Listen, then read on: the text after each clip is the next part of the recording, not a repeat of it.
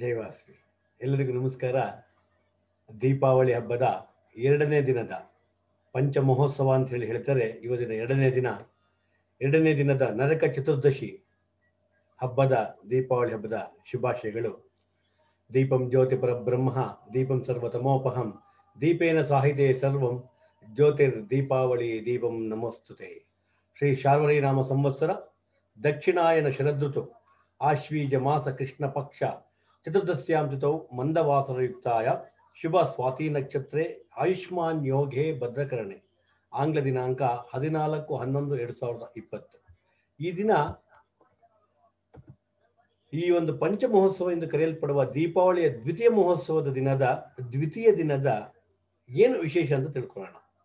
ಈ ದಿನ ನರಕ ಚತುರ್ದಶಿ, ನರಕ ನಿವಾರಣ್ ಚತುರ್ದಶಿ, ಭೂತ್ ಚತುರ್ದಶಿ, ಕಾಲಿ ಚೌದಸ್, ರೂಪ್ ಚೌದಸ್, ಚೋಟಿ ದೀಪಾವಳಿ, ಹನುಮಾನ್ ಪೂಜಾ, ದೀಪಾವಳಿ ಭೋಗಿ, ನೋಂಬು ಅಂತ ಬೇರೆ ಬೇರೆ ಹೆಸರುಗಳಿಂದ ಭಾರತದಾದ್ಯಂತ ವಿವಿಧೆಡೆ ವಿವಿಧ ಅನ್ವರ್ಥನಾಮಗಳಿಂದ ವೈವಿಧ್ಯಮಯವಾಗಿ ಆಚರಣೆ ಮಾಡ್ತಾರೆ.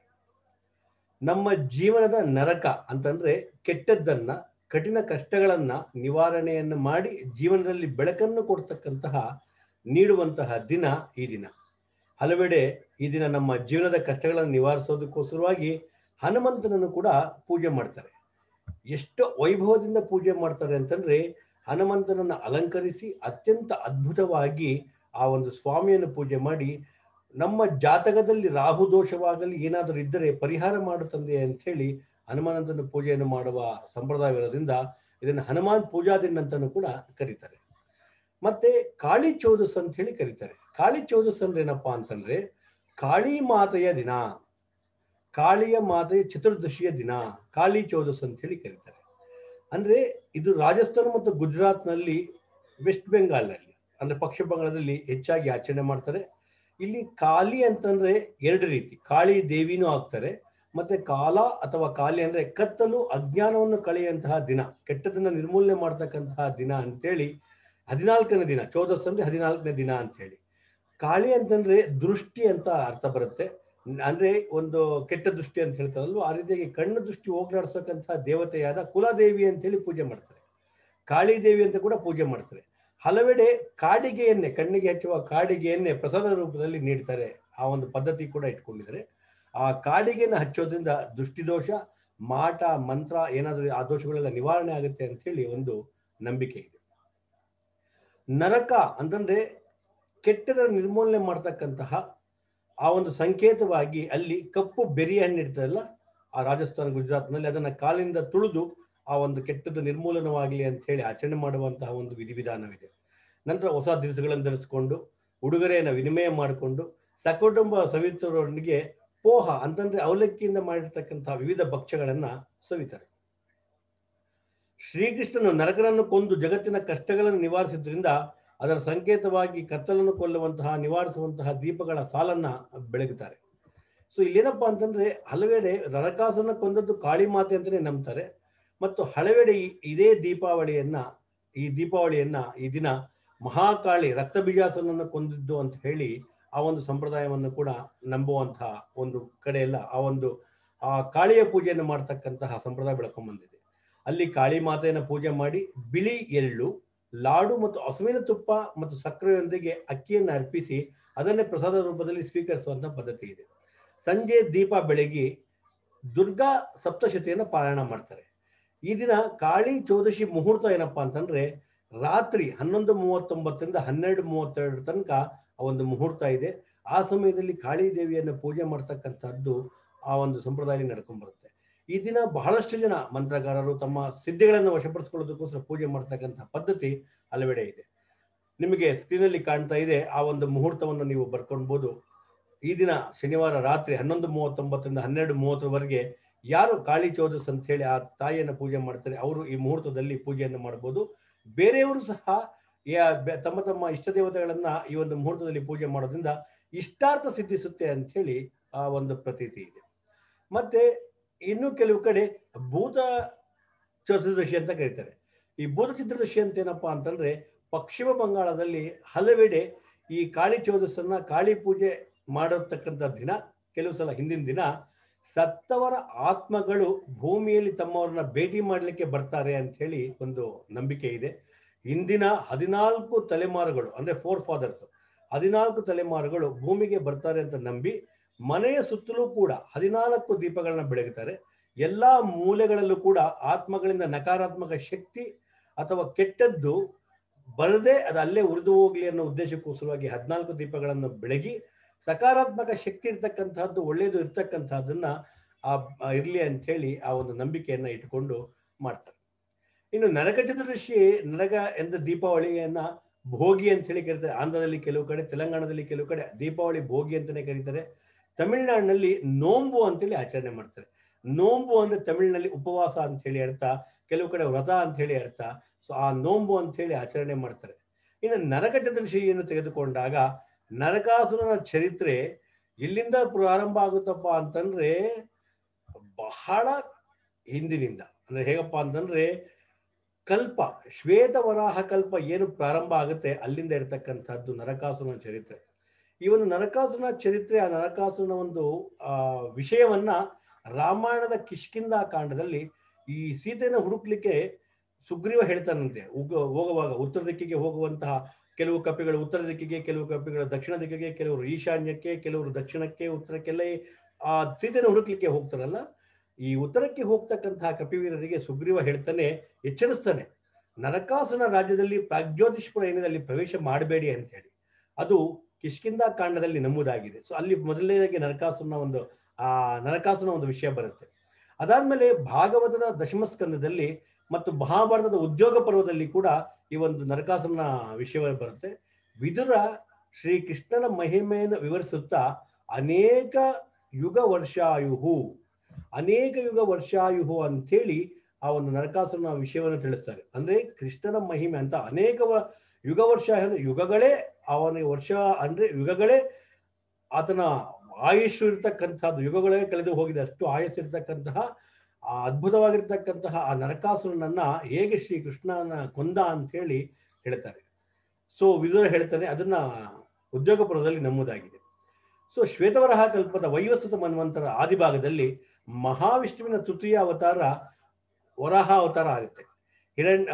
ಜಯ ವಿಜಯರ ಶಾಪದಿಂದ ಹಿರಣ್ಯಕಶ್ಯಪರು ಭೂಲೋಕದಲ್ಲಿ ಜನನ ಮಾಡಿದಾಗ ಹಿರಣ್ಯಾಕ್ಷರನ್ನ ಸಂಹಾರ ಮಾಡಲಿಕ್ಕೆ ಆ ಶ್ವೇತ ವರಾಹ ರೂಪದಲ್ಲಿ ಆತ ಭೂಲೋಕದಲ್ಲಿ ಬಂದು ಆ ಹಿರಣ್ಯಾಕ್ಷರನ್ನ ಸಂಹಾರ ಮಾಡಿ ಭೂದೇವಿಯನ್ನ ಕಾಪಾಡ್ತಾನೆ. ಆ ಸಮಯದಲ್ಲಿ ಮಹಾವಿಷ್ಣುವಿಗೂ ಭೂದೇವಿಗೆ ಪುತ್ರರಾಗಿ ಜನಿಸಿರ್ತಕ್ಕಂಥವನೇ ನರಕ.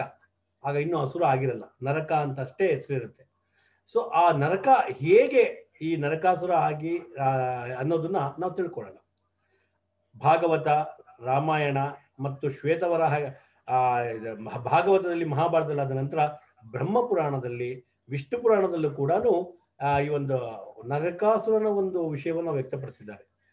ನರಕಾಸುರ ಸಾಮಾನ್ಯನಲ್ಲ, ಭೂಮವಂಶ ಸ್ಥಾಪಕ, ಪ್ರಾಗ್ಜ್ಯೋತಿಷ ಅಂದ್ರೆ ಕಾಮರೂಪ ಅಂತ ಏನಿದೆ, ಈಗಿನ ಅಸ್ಸಾಂ ಏನಿದೆ ಆ ಒಂದು ಪ್ರಾಗ್ಜ್ಯೋತಿಷ ಕಾಮರೂಪವನ್ನ ಸ್ಥಾಪನೆ ಮಾಡಿರ್ತಕ್ಕಂಥ ಚಕ್ರವರ್ತಿ. ಕಾಮರೂಪ ಇಂದಿನ ಅಸ್ಸಾಂ ಗೋಹತಿ ಅಂತ ಹೇಳಿ ಹೇಳ್ತೇವೆ. ಆ ಒಂದು ಅಸ್ಸಾಮಿನಲ್ಲಿ ಆ ಒಂದು ಸಂಪೂರ್ಣ ಭಾಗದಲ್ಲಿರ್ತಕ್ಕಂಥ 3 ರಾಜವಂಶಗಳ ಮೂಲ ಪುರುಷನು ನರಕನಾಗಿರ್ತಾನೆ. ಅವನ ಮಗ ಭಗದತ್ತ ಕೌರವರ ಕಡೆ ಹೋರಾಡ್ತಿದ್ದ. ಭಗದತ್ತ ವಿಶೇಷ ಗಜಪಡೆಯ ಒಂದು ನಾಯಕನಾಗಿದ್ದ. 12ನೇ ದಿನ ಯುದ್ಧದಲ್ಲಿ ಅರ್ಜುನನ ಬಣದಿಂದ ಹತನಾಗ್ತಾನೆ. ಅದು ಮತ್ತೊಂದು ಕಥೆ. ಮತ್ತೆ ನರಕಾಸುರನ ಒಂದು ಕಥೆ ಕಾಳಿಕಾ ಪುರಾಣದಲ್ಲಿ, ಹರ್ಷಚರಿತೆಯಲ್ಲಿ, ಪುರಾಣಗಳಲ್ಲಿ ಮತ್ತು ಇತರ ಮಹಾಕಾವ್ಯಗಳಲ್ಲಿ ವಿವರಣೆ ತುಂಬಾ ಚೆನ್ನಾಗಿ ಕೊಟ್ಟಿದ್ದಾರೆ. ನರಕನಿಗೆ ಭಗದತ್ತ, ನನಗೆ ಹೇಳಿದೆ, ಭಗದತ್ತ, ಮಹಾಶೀರ್ಷ, ಮದವನ್ ಮತ್ತು ಸುಮಾಲಿ ಅಂತ ಗಂಡು ಮಕ್ಕಳು ಇರ್ತಾರೆ. ಮೊಮ್ಮಕ್ಕಳಾಗಿ ಅಂದ್ರೆ ಭಗದತ್ತನ ಮಕ್ಕಳಾಗಿ ವಜ್ರದತ್ತ ಮತ್ತು ಪುಷ್ಪದತ್ತ ಇರ್ತಾರೆ. ಅವರು ಭಗದತ್ತನ ಪುತ್ರರಾಗಿರ್ತಾರೆ. ಇದು ನರಕಾಸುರನ ಸಂಕ್ಷಿಪ್ತ ವಿಷಯವಾದ್ರೆ, ಭೂದೇವಿ ಮತ್ತು ಮಹಾವಿಷ್ಣುವಿನ ಪುತ್ರನಾಗಿರ್ತಕ್ಕಂಥ ಅಸುರ ಹೇಗಾದ ಅಲ್ವಾ?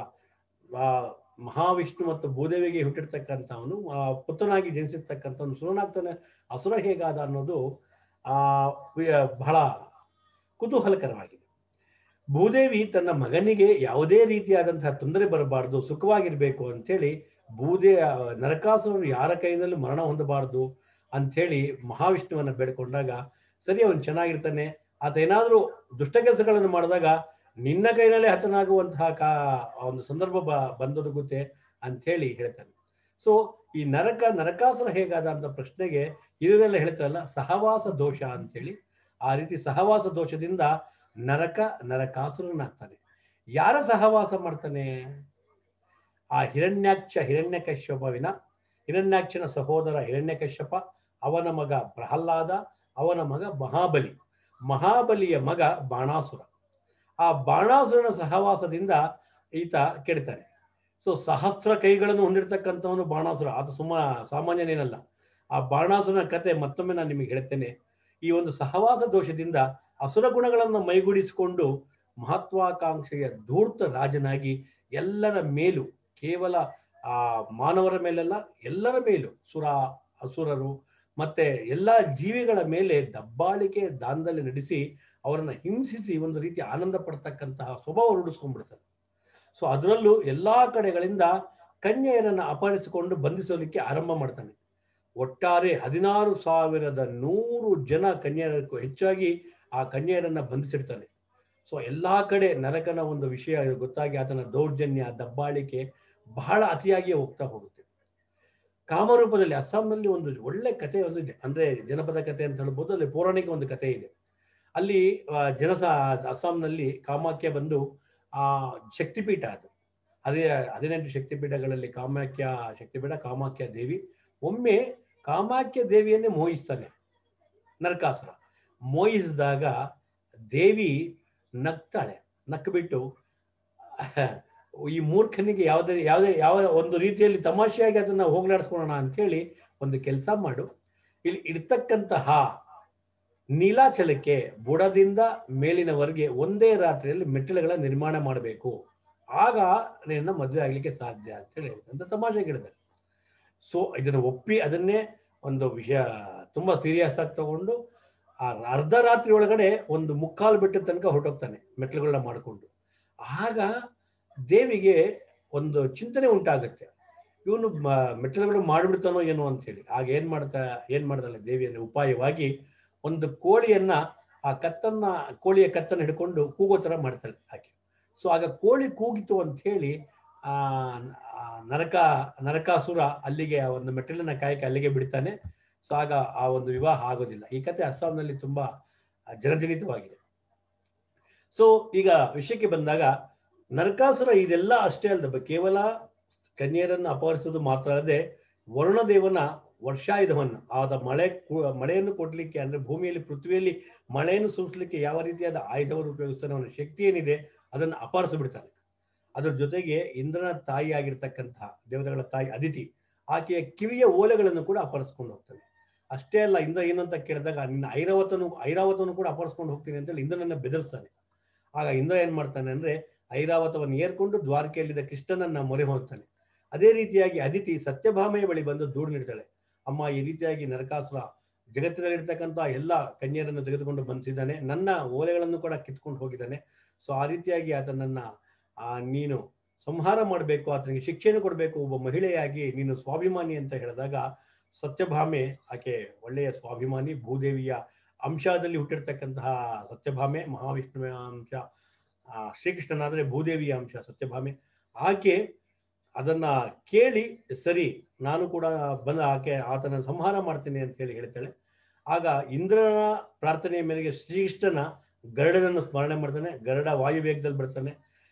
ಅಲ್ಲಿಂದ ಪ್ರಾಗ್ಜ್ಯೋತಿಷ್ಪುರಕ್ಕೆ ಹೋಗ್ಲಿಕ್ಕೆ, ಆಕಾಶ ಮಾರ್ಗದಲ್ಲಿ ಹೋಗ್ಲಿಕ್ಕೆ ತಯಾರಾದಾಗ ಸತ್ಯಭಾಮೆ ಕೂಡ ನಾನು ಕೂಡ ಯುದ್ಧದಲ್ಲಿ ಭಾಗವಹಿಸ್ತೀನಿ ಅಂತ ಹೇಳಿ ಕೃಷ್ಣನ ಕೇಳ್ಕೊಂಡಾಗ ಬಾ ಅಂತ ಹೇಳಿ ಕರ್ಕೊಂಡು ಹೋಗ್ತಾನೆ.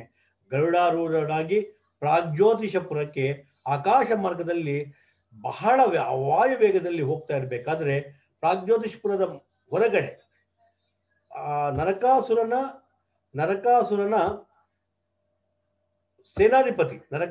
ಸೇನಾಧಿಪತಿ ಆಗಿರತಕ್ಕಂತಹ ಮುರಾ ಅಂತ ಹೇಳಿ ಹೇಳ್ತಾರೆ, ಮುರಾಸುರ ಅಂತ ಹೇಳಿ ಹೇಳ್ತಾರೆ.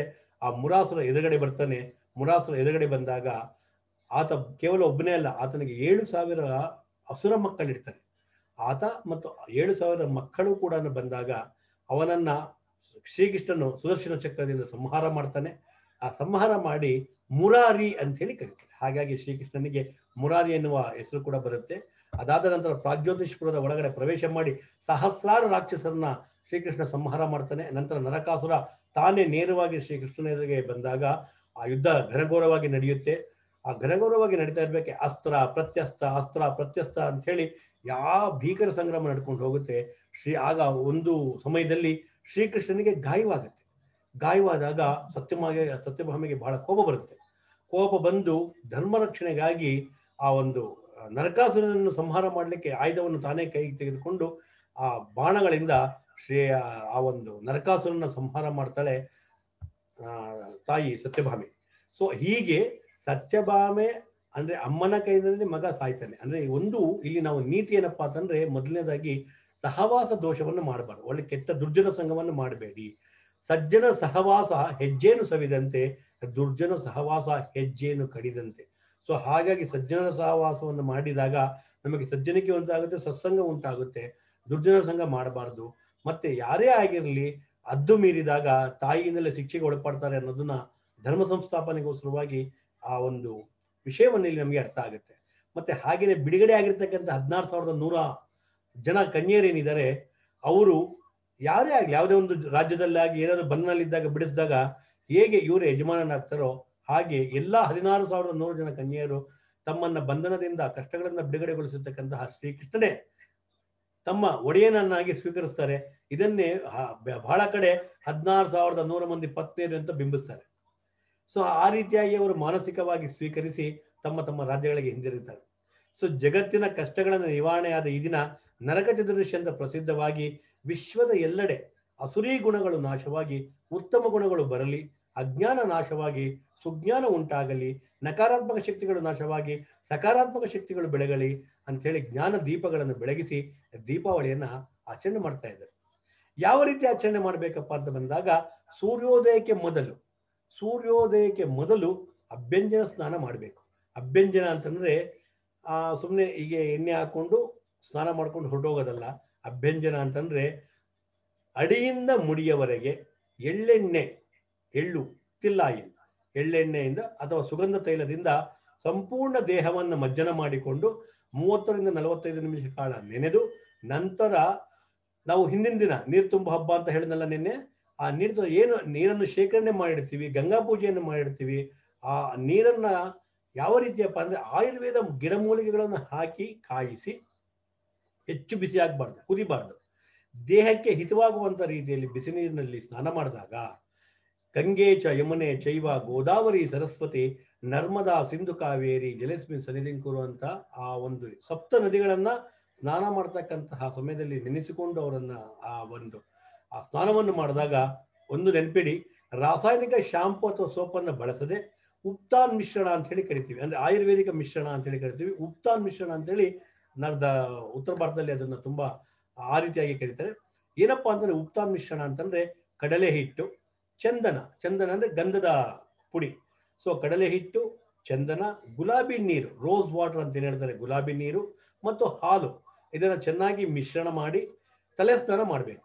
ಸೊ ಆಗ ಇಂತಹ ಅಭ್ಯಂಜನ ಸ್ನಾನ ಅಡಿಯಿಂದ ಮುಡಿಯವರೆಗೂ ಶರೀರದ ಎಲ್ಲಾ ಭಾಗಗಳ ಶುದ್ಧಿಯಾಗಿ ಚರ್ಮದ ಸೌಂದರ್ಯ ಹೆಚ್ಚಾಗಿ ಚರ್ಮದ ಕಾಯಿಲೆಗಳೇನಿದ್ದು ಕೂಡ ಸಂಪೂರ್ಣವಾಗಿ ಹೊರಟು ಹೋಗುತ್ತೆ. ಅದ್ರ ಜೊತೆಗೆ ಶರೀರದಲ್ಲಿರ್ತಕ್ಕಂತಹ ಎಲ್ಲಾ ನಕಾರಾತ್ಮಕ ಶಕ್ತಿಗಳು ಹೊರಹಾಕಿ ಪ್ರಕೃತಿಯಲ್ಲಿರ್ತಕ್ಕಂತಹ ಸಕಾರಾತ್ಮಕ ಶಕ್ತಿಗಳು ನಮ್ಮಲ್ಲಿ ಆವಾಹನೆ ಆಗಿ ಮೈ ಮತ್ತು ಮನಗಳು, ಮೈ ಒಂದೇ ಅಲ್ಲ, ಮೈ ಮನಗಳನ್ನ ಮುದಗೊಳಿಸುತ್ತೆ. ನಮ್ಮನ್ನ ಉತ್ತಮವಾದಂತಹ ಕಾರ್ಯಗಳನ್ನು ಮಾಡಲಿಕ್ಕೆ ಪ್ರಚೋದನೆಯನ್ನು ಕೊಡುತ್ತೆ. ದೃಷ್ಟಿದೋಷ, ನಕಾರಾತ್ಮಕ ದೋಷ, ಇಂತಹ ದೋಷಗಳನ್ನೆಲ್ಲ ನಿವಾರಣೆ ಮಾಡಿ ಉತ್ತಮವಾಗಿರ್ತಕ್ಕಂಥದ್ದನ್ನ ಮಾಡ್ತಾರೆ. ಸೊ ಹೇಗಪ್ಪ ಇರಬೇಕು ಅಂತಂದ್ರೆ, ನಿವಾರಣೆ ಆಗಬೇಕಾದ್ರೆ ಒಂದು ನೆನಪಿನಲ್ಲಿ ಇಟ್ಕೊಳ್ಳಿ, ಆ ದಿನ ಏನು ನಾವು ಇಂತಹ ಉತ್ತಮವಾದಂತಹ ಅಭ್ಯಂಜನವನ್ನು ಮಾಡ್ಕೊಂಡಿದೀವಿ, ಆ ದಿನ ಸಾಂಪ್ರದಾಯಿಕ ಉಡುಗೆಯೊಂದಿಗೆ, ಗಂಡಸರಾಗಿರ್ಬೋದು ಹೆಣ್ಮಕ್ಳಾಗಿರ್ಬೋದು, ಸಾಂಪ್ರದಾಯಿಕ ಉಡುಗೆಯೊಂದಿಗೆ, ಮಹಿಳೆಯರಾದ್ರೆ ಅರಿಶಿನ, ಕುಂಕುಮ, ಬಳೆ, ಹೂವಿನೊಂದಿಗೆ ಕಾಡಿಗೆಯನ್ನು ಧರಿಸಬೇಕು. ನಾನು ಆಗ್ಲೇ ಹೇಳಿದೆ, ಕಾಡಿಗೆಯನ್ನು ಪ್ರಸಾದ ರೂಪದಲ್ಲಿ ಹಂಚ್ತಾರೆ ಅಂತೇಳಿ ಆ ದೃಷ್ಟಿದೋಷ, ಮಂತ್ರದೋಷ ಮತ್ತು ರಾಹು ದೋಷ ಮತ್ತು ಇರ್ತಕ್ಕಂಥದ್ದೆಲ್ಲ ದೋಷಗಳು ಹೋಗುತ್ತೆ. ಆ ಕಾಡಿಗೆಯನ್ನು ಧರಿಸಬೇಕು. ಬಹಳ ಕಡೆ ಪುರುಷರು ಕೂಡ ಆ ದಿನ ಅಂದ್ರೆ ಇವತ್ತಿನ ದಿನ ಕಾಡಿಗೆಯನ್ನು ಹಚ್ಕೊಳ್ಳುವಂತ ಪ್ರತೀತಿ ಬಹಳ ಕಡೆ ಇದೆ ಉತ್ತರ ಭಾರತದಲ್ಲಿ. ಸೊ ಆ ನಂತರ ಮಾತೃದೇವೋ ಭವ ಪಿತೃದೇವೋ ಭವ, ಮಾತಾಪಿತರಿಗೆ ಪಾದಾಭಿವಂದನೆಗಳನ್ನು ಮಾಡಿಕೊಂಡು ಗುರು ಹಿರಿಯರಿಗೆಲ್ಲನ್ನು ನೆನೆಸಿಕೊಂಡು, ತಂದೆ ಅಥವಾ ತಾಯಿ ಇಲ್ಲದೆ ಇರ್ತಕ್ಕಂಥವರು ಮಾತೃದೇವೋಭವ ಪಿತೃದೇವೋಭವ ಅಂತ 12 ಸಾರಿ ಕುಳಿತುಕೊಂಡು ಅವರನ್ನು ನೆನೆಸಿಕೊಂಡು ಜಪವನ್ನು ಮಾಡಿದಾಗ ಅವರ ಆಶೀರ್ವಾದ ನಮಗೆ ಬರುತ್ತೆ. ಸೊ ಹಾಗಾಗಿ ಮಾತಾ ಹತ್ರ ಇಲ್ಲದೆ ಇರ್ಬೋದು ಅಥವಾ ಸ್ವರ್ಗಸ್ಥರಾಗಿರ್ಬೋದು ಅಂಥವರು ಆ ಒಂದು ರೀತಿಯಲ್ಲಿ ಆಚರಣೆ ಮಾಡ್ಕೊಬೇಕಾಗತ್ತೆ. ಗುರು ಹಿರಿಗೆ ಪಾದಾಭಿವಂದನೆ ಸಲ್ಲಿಸಿ ವಿಘ್ನಗಳನ್ನು ನಿವಾರಣೆ ಮಾಡ್ತಕ್ಕಂತಹ ವಿನಾಯಕನನ್ನ, ಕುಲದೇವತೆಯನ್ನ, ಗೃಹ ದೇವತೆಯನ್ನ, ಇಷ್ಟ ದೇವತೆಯನ್ನ, ಗ್ರಾಮ ದೇವತೆಗಳೊಂದಿಗೆ ಶ್ರೀಕೃಷ್ಣರನ್ನ ಪೂಜೆ ಮಾಡಬೇಕು. ಸತ್ಯಭಾಮೆಯೊಂದಿಗೆ ಪೂಜೆಯನ್ನು ಮಾಡಿ ಭಕ್ಷ್ಯ ಭೋಜ್ಯಗಳನ್ನು ನಿವೇದನೆ ಕೊಟ್ಟು ಸದ್ಬಂಧು ಸನ್ಮಿತ್ರರೊಂದಿಗೆ ಪ್ರಸಾದವನ್ನು ಸ್ವೀಕರಿಸಿ ಸತ್ಸಂಗಗಳನ್ನು ಮಾಡಬೇಕು. ಸೊ ಹಾಗೆ ಮಾಡೋದ್ರಿಂದ ನಮಗೆ ತುಂಬಾ ಅತ್ಯಂತ ಯಾವ ರೀತಿಯ ದುಃಖ ದುಮ್ಮಾನಗಳಿರುತ್ತೆ ಸಂಪೂರ್ಣವಾಗಿ ದೂರ ಹೋಗುತ್ತೆ. ನೆನಪಿಡಿ, ಪರಿಸರಕ್ಕೆ ಮಾರಕವಾಗಿರ್ತಕ್ಕಂತಹ ಪಟಾಕಿಗಳನ್ನು ಸುಡುವುದಾಗ್ಲಿ, ಇತರರಿಗೆ ನೋವನ್ನು ಕೊಡುವಂತಹದ್ದಾಗ್ಲಿ ಮಾಡದೆ ಅದು ಮಾಡೋದ್ರಿಂದ ಯಾವ ಇಷ್ಟಾರ್ಥಗಳು ನೆರವೇರಲ್ಲ. ನಾವು ಯಾಗ ಹೋಮ ಏನು ಮಾಡಿದ್ರು ಕೂಡ ಮತ್ತೊಬ್ಬರಿಗೆ ನೋವುಂಟಾಗುವಂತಹ ಕೆಲಸಗಳನ್ನು ಮಾಡಿದಾಗ ಆ ಒಂದು ಫಲ ನಿಷ್ಫಲವಾಗುತ್ತೆ. ಹಾಗಾಗಿ ಸಜ್ಜನಿಕೆಯಿಂದ ಸಂಜೆ ದೀಪಗಳನ್ನು ಬೆಳಗಿ ತಮಸೋಮ ಜ್ಯೋತಿರ್ಗಮಯ ಎಂಬಂತೆ ಕತ್ತಲನ್ನು ನಿವಾರಣೆಯಾಗಿ ಅಜ್ಞಾನವೆಂಬ ಕತ್ತಲು ಹೋಗಿ ಸುಜ್ಞಾನವನ್ನು ದಯಪಾಲಿಸುವಂತೆ ಭಗವಂತನನ್ನು ಪ್ರಾರ್ಥಿಸಿ ದೀಪಾವಳಿ 2ನೇ ದಿನವಾದ ಈ ದಿನವನ್ನು, ನರಕ ಚತುರ್ದಶಿಯ ದಿನವನ್ನು ಅತ್ಯಂತ ಉತ್ಸಾಹದಿಂದ ಮಹೋತ್ಸವವಾಗಿ ಸಾರ್ಥಕವಾಗಿ ಆಚರಿಸಿಕೊಡ್ಬೇಕು ಅಂತೇಳಿ ಸವಿನಯ ಮನವಿ. ನಾಳೆ ಮತ್ತೆ ದೀಪಾವಳಿಯ 3ನೇ ದಿನದ ವಿಶೇಷತೆಗೆ ಭೇಟಿಯಾಗೋಣ. ಅಸತೋಮ ಸದ್ಗಮಯ ತಮಸೋಮ ಜ್ಯೋತಿರ್ಗಮಯ ಮೃತ್ಯೋರ್ಮ ಅಮೃತಂಗಮಯ. ಓಂ ಶಾಂತಿ ಶಾಂತಿ ಶಾಂತಿ. ಆ ಸರ್ವಶಕ್ತ ಭಗವಂತನು ಅಜ್ಞಾನವೆಂಬ ಕತ್ತಲನ್ನು ಹೋಗಲಾಡಿಸಿ ಸುಜ್ಞಾನವೆಂಬ ಜ್ಞಾನದ ದೀವಿಗೆ ನೀಡಲಿ ಅಂತೇಳಿ ಪ್ರಾರ್ಥಿಸುತ್ತಾ, ಸರ್ವೇ ಜನ ಸುಜನೋ ಭವಂತು, ಸರ್ವೇ ಸುಜನೋ ಸುಖಿನೋ ಭವಂತು, ಸಮಸ್ತ ಸನ್ಮಂಗಳಾನಿ ಭವಂತು ಅಂತ ಎಲ್ಲರಲ್ಲೂ ಕೂಡ ಉತ್ತಮವಾದಂತಹ ಆಯು ದೀರ್ಘ ಐಶ್ವರ್ಯಗಳನ್ನು ನೀಡಿ ಕಾಪಾಡಲಿ ಅಂತ ಭಗವಂತನನ್ನು ಪ್ರಾರ್ಥಿಸುತ್ತಾ ಸರ್ವರಿಗೂ ದೀಪಾವಳಿ ಹಾರ್ದಿಕ ಶುಭಾಶಯಗಳನ್ನು ಹೇಳುತ್ತಾ ಸ್ವಸ್ತಿಯನ್ನು ಹಾಡೋಣ. ಜೈ ಹಿಂದ್.